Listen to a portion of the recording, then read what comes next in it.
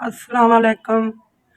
बेटा असी पानी तो बहुत तंग आ, साढ़े छोटे छोटे बच्चे है, जलील होने पानी भरन कोई नहीं दिंदा, साडा कोई ला के दवो सानू मोटर।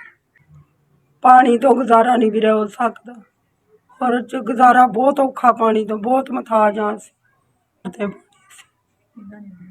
पानी है पानी है वो बची लो अस्सलाम वालेकुम। हर दिन पानी तो मोटर तो बड़े तंग है असां जी, पानी तो बहुत तंग है, तो हर बार चीज तो गुजारा हो सकता है, एक पानी तो नहीं गुजारा होंदा। निक्के निक्के बच्चे न साल हो गए पानी को नहीं किसी पास भरते न पानी, लोगों ने घरों पानी भरते हैं, बड़े तंग है, बहुत तंग है पानी तो, और हर चीज़ तो गुजारा हो सकता है, पानी तो गुजारा नहीं हो सकता। सारी रिक्वेस्ट है सानू पानी इंतजाम किया जाए, सानू पानी मिलिया जाए, तो बहुत तंग है इस तरह के हद तो बाद बड़ी मेहरबानी कर दो सानू, थोड़ी बहुत बहुत मेहरबानी। बस ठीक।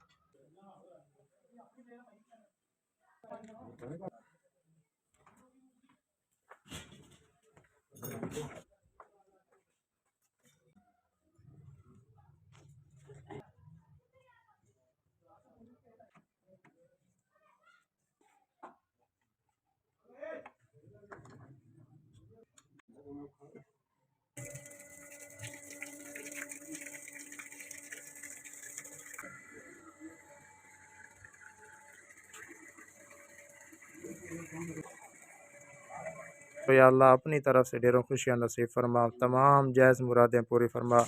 या अल्लाह ये SVS वालों ने या अल्लाह इन भाइयों के लिए, बुज़ुर्गों, बच्चों के लिए या अल्लाह इंतज़ाम पानी का इंतज़ाम करवाया, या अल्लाह इसको कबूल फरमा, या अल्लाह इसको कबूल फरमा।